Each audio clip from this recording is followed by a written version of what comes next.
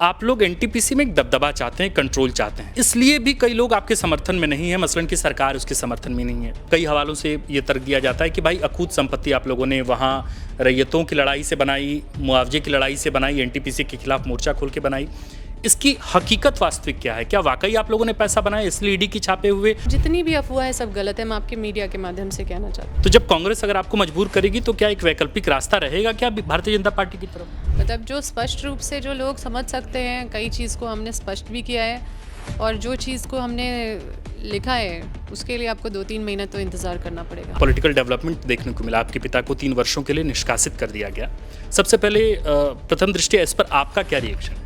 मेरा तो दृश्य देख के मेरा दिमाग खराब हो गया कि ये किस लिए इतना सारा, मतलब क्या, कौन सा संदेश देना चाह रहे हैं। रामेश्वर उरांव अनुशासन समिति के अध्यक्ष हैं। पेसा नियमावली के बनने के बाद लगातार वे पेसा के खिलाफ भी बोलते रहे हैं। तो हाल में हमने देखा कि पूर्व मंत्री के त्रिपाठी ने बयान दिया, इन लोगों पर एक्शन नहीं होता है और सिर्फ आपके पिता पर एक्शन होता है। क्या ये सेलेक्टिव एक्शन है इसलिए क्योंकि आप ओबीसी समाज से आती हैं या फिर कोई अलग फैक्टर है जो आप देख पा रही हैं? तो ओबीसी एक बहुत बड़ा कारण तो है ही।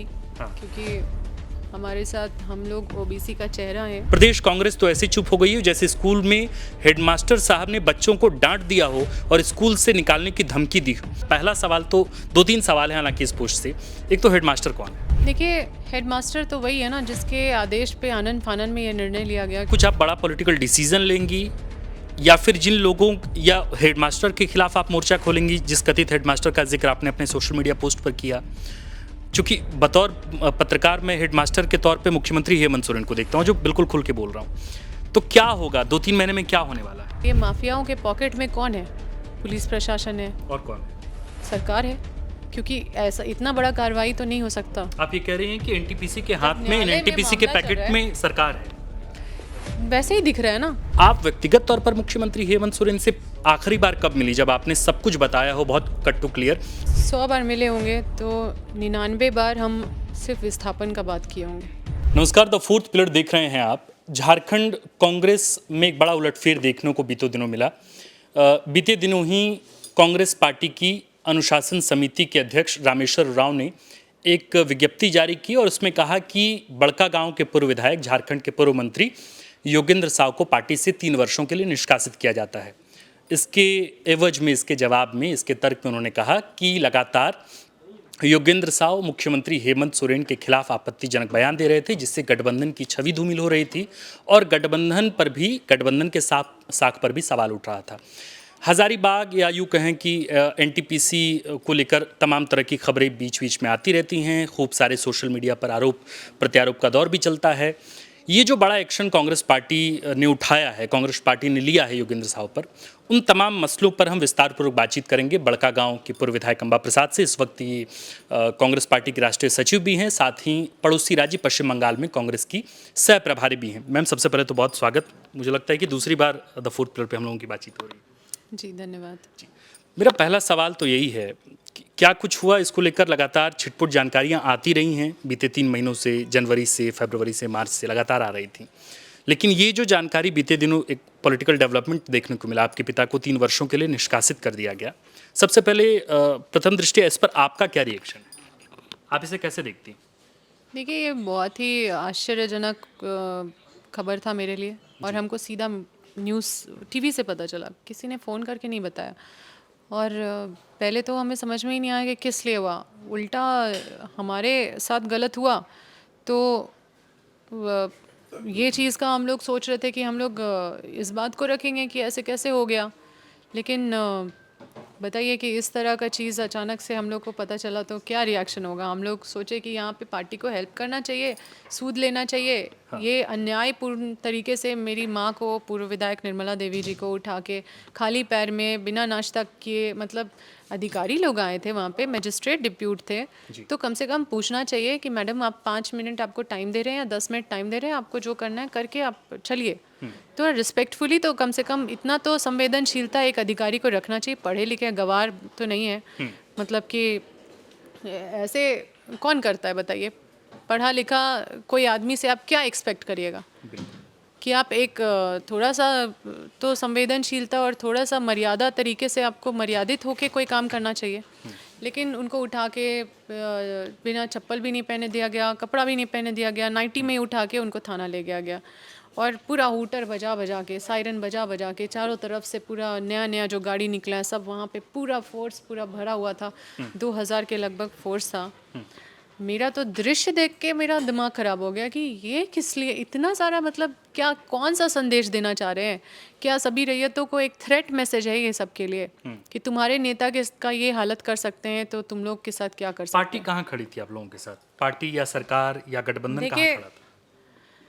हमने समय समय पे हमेशा एक एक चीज़ का अपडेट पार्टी को देते रही हूँ। और क्योंकि मुझे अब बोलना पड़ रहा है मजबूरी में, क्योंकि खुद मीडिया में आके जब प्रदेश अध्यक्ष ये बोलते हैं कि पार्टी के संज्ञान में देना चाहिए, तो हमको ये बोलना पड़ रहा है अपना अनुशासन तोड़ते हुए पार्टी का कि हम लोग पार्टी फोरम में मतलब राज्य प्रदेश नेतृत्व से लेकर केंद्र नेतृत्व तक अपनी समस्या पहुंचा चुके हैं। जी। और केंद्र में तो हमें बहुत अच्छा रिस्पांस मिला, हमें अप्रिशिएट भी किया गया और बोला गया कि तुम लड़ो, और हमारा साथ देने के लिए बोला भी, इंस्ट्रक्शन भी दिए गए। फिर ये हस लेकिन फिर ये सारा चीज़ जो स्टेट में हुआ, ये कहीं से तो हुआ है। और हमको लगता है कि इससे पार्टी बस कमज़ोर होगी, पार्टी मजबूत इस तरह की प्रक्रिया से नहीं हो सकती। मैडम, रामेश्वर राव अनुशासन समिति के अध्यक्ष हैं। वे लगातार पेशा के आने के बाद, पेशा नियमावली के बनने के बाद लगातार वे पेशा के खिलाफ भी बोलते रहे हैं। हाल ही में जब सिरमटोली फ्लाईओवर बनकर तैयार हुआ और जब मुख्यमंत्री ने उसका उद्घाटन किया, तब उन्होंने कहा कि आदिवासी हितों का ख्याल नहीं रखा गया इस फ्लाईओवर के निर्माण में। दूसरी तरफ इरफान अंसारी हैं, आप कांग्रेस कोटे के ही मंत्री हैं, कांग्रेस कोटे से भी सरकार में हैं, स्वास्थ्य मंत्री मंत्रालय संभाल रहे हैं। वे लगातार बयान देते हैं, पार्टी को बहुत तकलीफें होती हैं, लेकिन इसके बाद भी कोई एक्शन नहीं होता। हाल में हमने देखा कि पूर्व मंत्री के एन त्रिपाठी ने बयान दिया कि गठबंधन टूट जाएगा। मुख्यमंत्री हेमंत सोरेन पर व्यक्तिगत टिप्पणियां की, उन्होंने कहा कि भाई निकाय चुनाव के बाद जो है बीजेपी के साथ हेमंत सोरेन सरकार बना लेंगे। इन लोगों पर एक्शन नहीं होता है और सिर्फ आपके पिता पर एक्शन होता है। क्या ये सेलेक्टिव एक्शन है इसलिए क्योंकि आप ओबीसी समाज से आती हैं, या फिर कोई अलग फैक्टर है जो आप देख पा रही हैं? देखिए, सबसे पहले तो ओबीसी एक बहुत बड़ा कारण तो है ही। हाँ। क्योंकि हमारे साथ हम लोग ओबीसी का चेहरा है। और आप देखते हैं कि ओबीसी के जो भी नेता है वो बहुत संघर्ष करके उभर पाते हैं। उनको बहुत सारा चीज़ का सामना करना पड़ता है। हालांकि हम कभी भी विभाजन से संबंधित कभी भी कोई टिक्का टिप्पणी नहीं की और ना ही मेरा कोई ऐसा मानसिकता है। हम सभी को लेके ही हमेशा चलने वाला राजनीति किए हैं। पर इस तरह का टारगेट तो किया जाता है जो हमको, मतलब ये जैसा सिलेक्टिव टारगेट था, आपको ऐसा लगता है? बिल्कुल लगता है। और दूसरा चीज़ ये है कि हम जो लड़ाई लड़ रहे हैं, ये लड़ाई सबके बस की बात नहीं है लड़ना, क्योंकि आप पूरे सिस्टम के खिलाफ लड़ रहे हैं। और इसमें हम लोग, ऐसा नहीं है कि मतलब ये आज लड़ रहे हैं या कल शुरू किए, हम लोग बहुत समय से और 15-20 साल से हमारा परिवार पूरा प्रतिनिधित्व कर रहा है, प्रतिनिधि के रूप में, जनप्रतिनिधि के रूप में, मतलब शुरू से ही पूरा झेला हुआ है। विधायक रही, आपकी माता विधायक रही, मंत्री भी रहे और लगातार संघर्ष करते रहे, 7 साल जेल में भी रहे, सब अलग अलग जेल में रख दिया गया। तो बावजूद उसके हम लोग टूटे नहीं, हम लोग हमेशा इस लड़ाई को ही पकड़ के चले और आज भी इस लड़ाई को लड़ रहे हैं। और हम लोग ये भी, मतलब आपके चैनल के माध्यम से भी बताते हैं कि इस लड़ाई में हम अपने मकसद पे पूरा कामयाब भी होंगे। जी।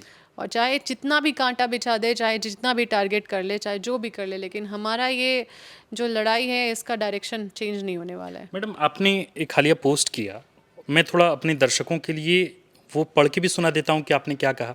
आपने कहा कि भाई हेडमास्टर ने एक फटकार लगाई, डांट लगाई और आपके पिता का निष्कासन हो गया, आप अब रुकने। वैसे नहीं लिखा है। हाँ। आप पढ़िए उसको। जी, मैं एक बार पढ़ के अपने दर्शकों के लिए सुना भी देता हूँ।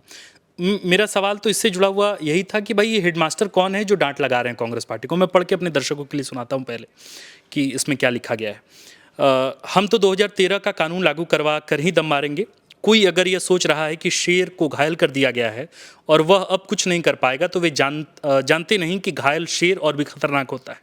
जेएमएम, झारखंड प्रदेश कांग्रेस और बीजेपी, इन तीनों पर हम अकेले कितने भारी पड़ रहे हैं यह सबको समझ में आ रहा है। प्रदेश कांग्रेस तो ऐसे चुप हो गई है जैसे स्कूल में हेडमास्टर साहब ने बच्चों को डांट दिया हो और स्कूल से निकालने की धमकी दी।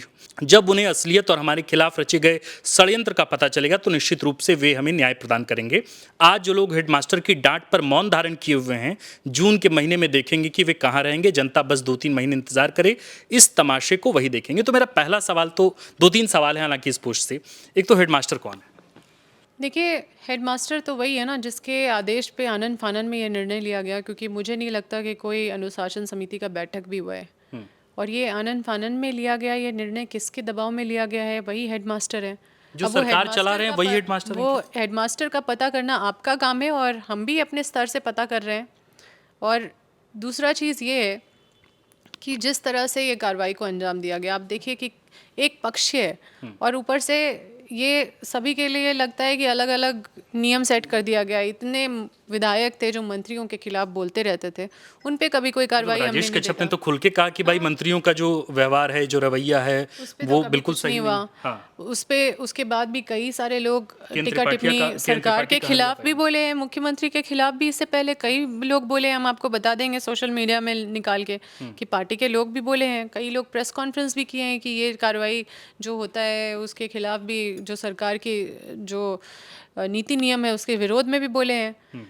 तो मुझे समझ में नहीं आ रहा कि इतने समय से हम लोग संघर्ष कर रहे थे और अचानक से अगर मतलब दुख व्यक्त करते हुए अगर मुख्यमंत्री के ऊपर पूर्व मंत्री योगेंद्र साहु जी अगर टिप्पणी कर दिए, तब कांग्रेस पार्टी को अचानक से याद आता है कि हम लोग कांग्रेस के हैं। आपको लगा नहीं कि नोटिस भी जारी नहीं किया गया? कोई कोई नोटिस बगैर नहीं किसी दिया गया, सूचना ना के? फ़ोन पे बात किया गया, ना कुछ किया गया। आनन फानन में ये सारा चीज़ हुआ है और ये बहुत ही दुर्भाग्य है। पार्टी को कमज़ोर करने का ये काम किया जा रहा है, क्योंकि इससे हमको कहीं नहीं दिखता कि इससे कोई पार्टी मजबूत होगी। मैडम, आपने कहा कि 2-3 महीने बाद बहुत कुछ दिखेगा, तो मेरा पहला सवाल तो ये कि क्या एक पॉलिटिकल मूव आपका दिखेगा, या कुछ आप बड़ा पॉलिटिकल डिसीजन लेंगी, या फिर जिन लोगों या हेडमास्टर के खिलाफ आप मोर्चा खोलेंगी, जिस कथित हेडमास्टर का जिक्र आपने अपने सोशल मीडिया पोस्ट पर किया? चूंकि बतौर पत्रकार मैं हेडमास्टर के तौर पे मुख्यमंत्री हेमंत सोरेन को देखता हूँ, जो बिल्कुल खुल के बोल रहा हूँ। तो क्या होगा 2-3 महीने में, क्या होने वाला है? तो 2-3 महीने पे इंतज़ार तो कर लीजिए, क्या होने वाला है वो 2-3 महीने पे मतलब पता राजनीति चलेगा। तो संकेत का खेल है, तो एक बार सांकेतिक तौर पर आप बता सकते हैं कि क्या होगा? जब हमें मतलब हमें अगर सारा चीज़ अगर लिखना ही था तो हम मतलब जो स्पष्ट रूप से जो लोग समझ सकते हैं, कई चीज़ को हमने स्पष्ट भी किया है, और जो चीज़ को हमने लिखा है उसके लिए आपको 2-3 महीना तो इंतज़ार करना पड़ेगा। आज जो प्रेस कॉन्फ्रेंस आपने किया है, पार्टी जिस तरीके से आपके पिता पर पार्टी ने एक्शन लिया, अगर यही एक्शन आज आपके खिलाफ इस प्रेस कॉन्फ्रेंस के बाद ले लिया जाए, जिसमें आपने कहा भी कि मैं आज अनुशासन तोड़कर भी आज पार्टी को लेकर बोल रही हूँ, अगर पार्टी ने एक्शन ले लिया तो आप क्या करेंगे? देखिए, मुझे अनुशासन तोड़ने के लिए मजबूर किया गया है, क्योंकि छिछा लेदर वो लोग कर रहे हैं तो पूरा ही छिछा लेदर हो जाए। आप मेरा छवि अगर जनता के बीच में ख़राब कर रहे हैं, झूठ बोल रहे हैं, तो मुझे तो आना पड़ेगा, क्योंकि जनता को पता चलना चाहिए कि सच क्या है, झूठ क्या है। वो तो जनता को पता चलना चाहिए। हम चुप रहेंगे तो जनता मुझे गलत समझेगी। तो मुझे मजबूर किया गया। अब अनुशासन तोड़ने के लिए खुद अनुशासन समिति मजबूर की है मुझे, खुद प्रदेश अध्यक्ष मजबूर किए हैं इस तरह से झूठ बोल के, प्रेस कॉन्फ्रेंस करके। दो झूठ बोल रहे हैं कि हम जब भी परेशानी होता है तो हम लोग सब खड़े रहते हैं। पहला झूठ, दूसरा झूठ कि हम लोग अवगत नहीं कराएं, बिल्कुल अवगत कराएं, और सबसे ज़्यादा अवगत कराएं। हमको लगता है इतना हम लोग, जितना हम लोग परेशान करते हैं समस्याओं को लेके, उतना कोई शायद ही परेशान करता होगा। कमेटी यहाँ बनी भी थी और कमेटी एनटीपीसी गई भी थी। कमेटी बनी, पहली कमेटी बनी जिसमें 3 विधायक थे, राजेश कश्यप थे, सुरेश बैठा थे, रामचंद्र जी थे। सभी लोग गए भी थे क्षेत्र, वहाँ से कुछ रिपोर्ट बना के आए। उस पर क्या हुआ ये अनुशासन कमेटी को देखना चाहिए। फिर उसके बाद भी फिर से कमेटी बनी, क्योंकि समस्याओं का निराकरण नहीं हुआ था, तो उसमें 2 मंत्री को रखा गया था इन सभी विधायकों के साथ। लेकिन उसके बाद एक बैठक भी नहीं हुआ, जो जनवरी में बना था, आज मार्च हो गया, और उसके बाद ये कार्रवाई फॉलोअप नहीं हो पाया, कोई बैठक नहीं हुई। कोई एक भी बैठक नहीं हुआ है। वो अनुशासन समिति को देखना चाहिए। तो अनुशासन समिति क्या बस इसी के लिए है कि मुख्यमंत्री के बारे में कोई टिप्पणी करेगा तो उसको निष्कासित करने के लिए बस बनी हुई है। मैडम, एक चीज़ नहीं समझ आ रही है, मतलब आप ओबीसी समाज से आती हैं, कहा जा रहा है कि जब आप विधायकी हारी तब से ही लगातार सत्ता का आपको लेकर समर्थन कमज़ोर पड़ता गया, वो टूटता गया है। सरकार में उस तरीके से समर्थन न मुख्यमंत्री की तरफ से हो रहा है, न कांग्रेस पार्टी आपके साथ सरकार में है। एक तरफ कांग्रेस जात की बात करती है, कि सबके अधिकार सबके हक की बात करती है, हर जात के रिप्रेजेंटेशन की बात करती है। और चूंकि आप ओबीसी समाज से आ रही हैं तो फिर आपको लेकर इस तरीके से सेलेक्टिव, जैसा कि आप कह रही हैं कि जात की वजह से हम पे सेलेक्टिव एक्शन लिया जा रहा है, क्या वाकई सत्ता आपसे बदला ले रहा है? ऐसा कुछ हो रहा है क्या? ये जो वर्तमान की जो व्यवस्था है वो आपको चुन चुन कर बहुत सेलेक्टिव तरीके से आपको टारगेट कर रही है? देखिए, जब सिस्टम के खिलाफ लड़िएगा तो हम लोग तो खैर बहुत हिम्मत दिखाते हैं और हम लोग हमेशा लड़ते रहते हैं, और हम लोग के ऊपर जितना भी आप सोचे 7 केस हुआ मेरे पिताजी के ऊपर, फिर भी हम लोग लगातार अपनी लड़ाई को जारी रखे। मेरे पिताजी लगातार धरना में बने हुए थे, और अगर लगातार आप कॉरपोरेट माफियाओं के साथ आप लड़ते रहेगा तो ये माफियाओं के पॉकेट में कौन है? पुलिस प्रशासन है और कौन है? सरकार है, क्योंकि ऐसा इतना बड़ा कार्रवाई तो नहीं हो सकता। आप ये कह रहे हैं कि एनटीपीसी के हाथ में, न्यायालय में एनटीपीसी के मामला चल पैकेट रहा है। में सरकार है। वैसे ही दिख रहा है ना, क्योंकि जब न्यायालय में मामला चल रहा है तो इनका हिम्मत कैसे हुआ जाके घर तोड़ने का? जब ये न्यायालय में खुद हमारे एक केस तो ये खुद किए हैं और एक केस हम लोग किए हैं हाई कोर्ट में, जिसमें दोनों में यही मामला चल रहा है कि घर का मुआवजा से संबंधित कि 2013 अधिनियम के तहत मुआवजा निर्धारण होना चाहिए, जो जायज़ है, जो सभी लोग ये सेम मतलब सबका सेम ये मांग है। आपको दिखाएं हाई कोर्ट का भी ऑर्डर कि बहुत 83 रैयत लोग हाई कोर्ट गए हैं, जिनके पास पैसा है वो हाई कोर्ट जा रहे हैं, जिनके पास पैसा नहीं है वो नहीं जा पा रहे हैं। लेकिन सबको ये ऑर्डर मिल रहा है कि कॉम्पिटेंट अथॉरिटी नया कानून के हिसाब से आप जाइए वहाँ से पैसा लीजिए। तो कॉम्पिटेंट अथॉरिटी कौन है? वो हाई कोर्ट भी पूरा साफ सुथरा मेंशन नहीं किया है, और यहाँ पे गूंगा बहरा पूरा सरकार बना हुआ है। रैयत अभी भटक रहे हैं इधर से उधर, पूरा गोल घूम रहे हैं, मतलब कोर्ट जा रहे हैं फिर जा रहे हैं डिस्ट्रिक्ट के पास, कलेक्टर के पास, डिस्ट्रिक्ट कलेक्टर नहीं सुन रहे फिर जा रहे हैं, फिर अब कहाँ जाएंगे बताइए? मैडम, आप व्यक्तिगत तौर पे, चूंकि झारखंड से जुड़ा मसला है, हजारीबाग का सबसे बड़ा मसला है, ये बहुत पुराना मामला है, 1998 से ही ये मामला चला आ रहा है, 27-28 साल हो गए। उसी दौरान बाढ़ में एकीकृत बिहार के दौरान प्लांट शुरू हुआ, उसका प्रोडक्शन 2003 में चालू हो गया, लेकिन यहाँ ज़मीन को लेकर बहुत मामला खिसकता चला गया।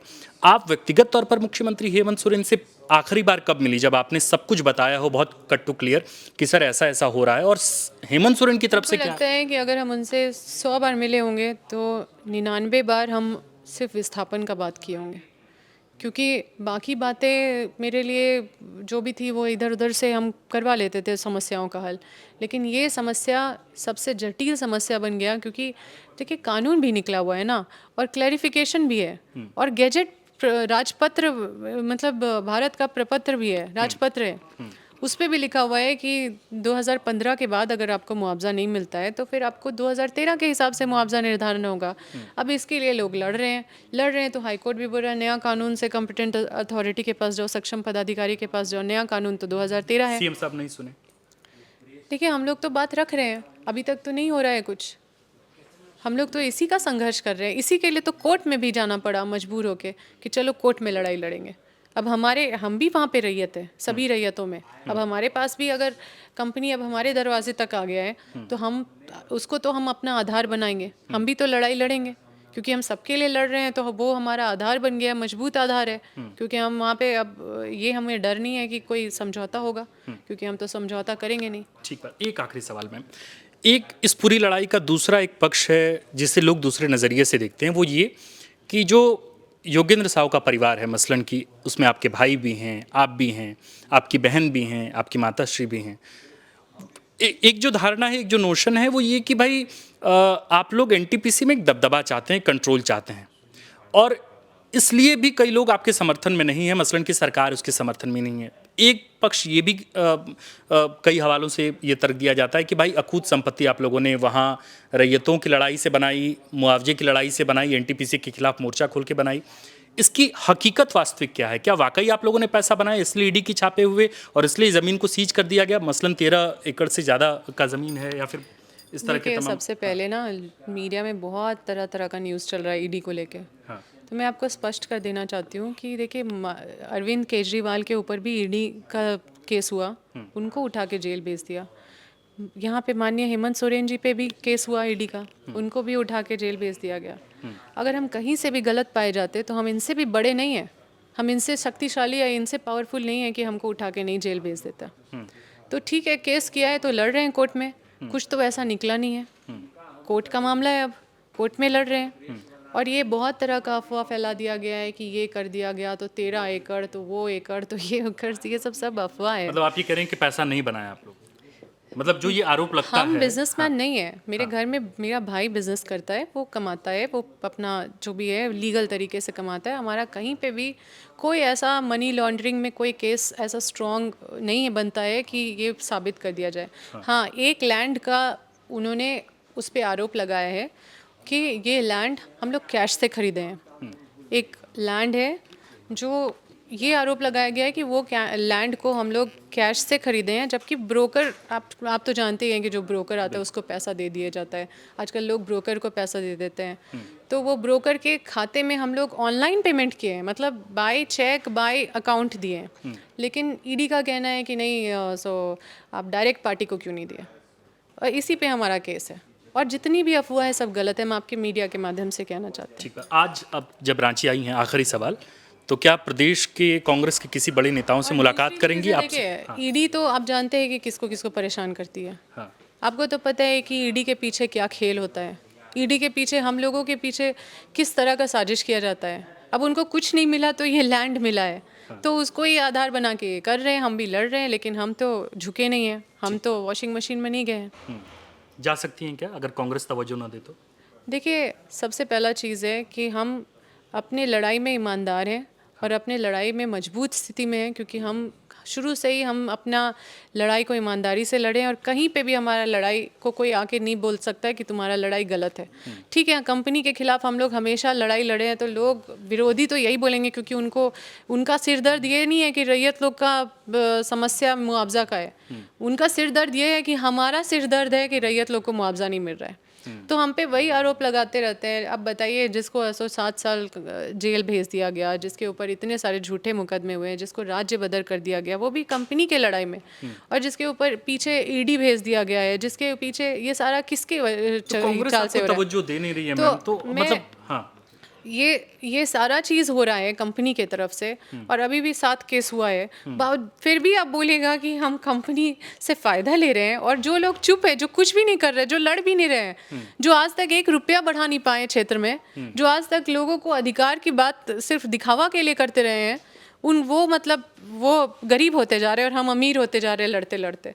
तो इसको उससे जोड़ के नहीं देखा जाए, क्योंकि हमारा जो है कार्य अलग है, हमारे घर के परिवार के लोग अलग अलग काम में इन्वॉल्व है।